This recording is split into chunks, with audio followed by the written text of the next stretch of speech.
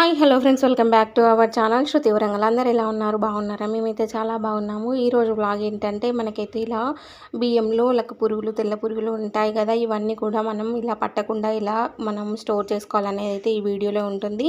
Video నచ్చితే కనుక తప్పకుండా ఒక లైక్ ఇవ్వండి. అలాగే మన ఛానల్ ఎవరైనా ఫస్ట్ టైం చూస్తే కనుక ప్లీజ్ మన ఛానల్ని సబ్స్క్రైబ్ చేసుకోండి. ఇలా మనకైతే డబ్బాలలో స్టోర్ చేసిన తర్వాత మనకు ఇలా లక్క పురుగు అలాగే తెల్ల పురుగు వస్తుంది కదా, ఇలా రాకుండా ఉండడానికి నేనైతే నాకు తెలిసిన కొన్ని టిప్స్ అయితే చెప్తాను. అలాగే మేము ఏది యూజ్ చేస్తామనేది కూడా చెప్తాను. వీడియో నచ్చితే కనుక తప్పకుండా నాకు వీడియోకి ఒక లైక్ ఇవ్వండి. మీకు యూస్ఫుల్ అనుకుంటే తప్పకుండా నాకు కామెంట్ బాక్స్లో కామెంట్ చేయండి. ఫస్ట్ అయితే నా దగ్గర అయితే బియ్యం ఆల్రెడీ మావి ఫ్రెష్గా ఉంటాయి. మేము ఏం యూజ్ చేస్తామనేది చెప్తాను. నా దగ్గర అయితే ఇలా నూకలు ఉన్నాయన్నమాట. ఇవైతే నేను దోసపిండికి వాడతాను.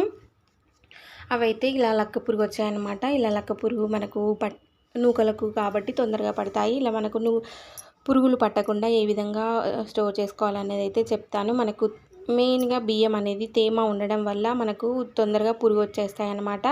ఇంకా మనం బియ్యం పట్టించేటప్పుడు మనకు పాలిష్ అనేది తక్కువ వేయించుకుంటే కూడా పురుగు వస్తుందన్నమాట. పాలిష్ అంత మంచిది కాదు కాబట్టి కొంచెం తక్కువ వేపిస్తారు, అందుకే ఇలా తొందరగా పురుగు వస్తాయి.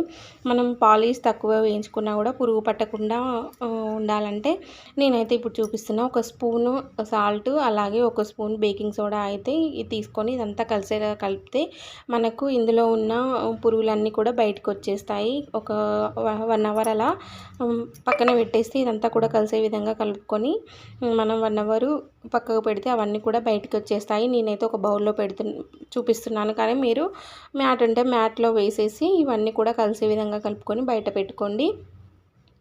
నేనైతే తర్వాత అన్నీ కూడా బయట వేసి ఇలా కలిపి పెట్టాను.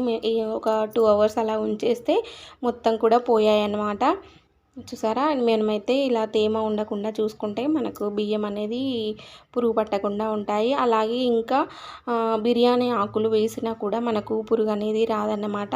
మనము ఎక్కువ బస్తాలు నిల్వ చేసుకుంటాం కాబట్టి మనకైతే ఇలా పురుగు వస్తూ ఉంటాయి. అందుకే ముందు మనం బియ్యం పట్టించిన వెంటనే మనం అన్నీ కూడా ఒక పరదాలో వేసేసి మనం అందులో అయితే కావాలంటే మీరు వేపాకు ఉంటుంది కదా, వేపాకు కూడా వేసినా పురుగు పట్టదు. మాకైతే అదే యూజ్ చేస్తుంది అత్తమ్మ.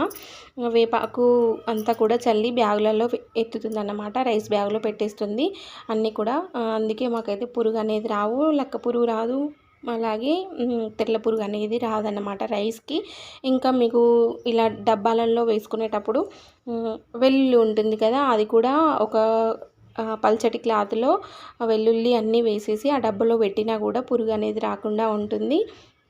ఇంకా బిర్యానీ ఆకు వేయచ్చు, లేదంటే ఇంకా లవంగాలు ఉంటాయి కదా, అవి కూడా వేసుకోవచ్చు అన్నమాట. అవి కూడా వేసినా పురుగు పట్టదు.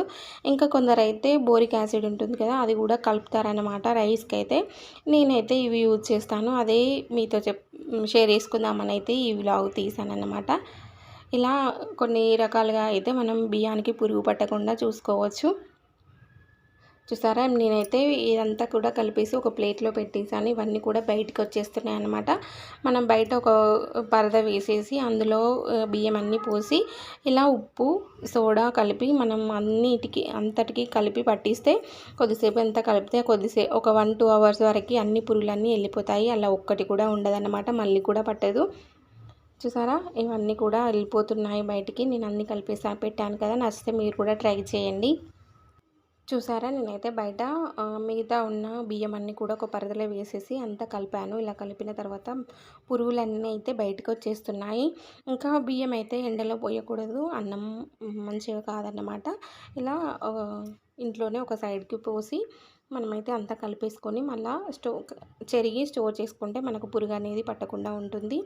వేపాకు కూడా చాలా బాగా పనిచేస్తుంది. మేమైతే అదే ట్రై చేస్తాము. వీడియో నచ్చితే లైక్ చేయండి. మీకు యూజ్ అయితే మీరు కూడా కామెంట్ బాక్స్లో కామెంట్ చేయండి. మన ఛానల్ని సబ్స్క్రైబ్ చేసుకోండి. Okay friends.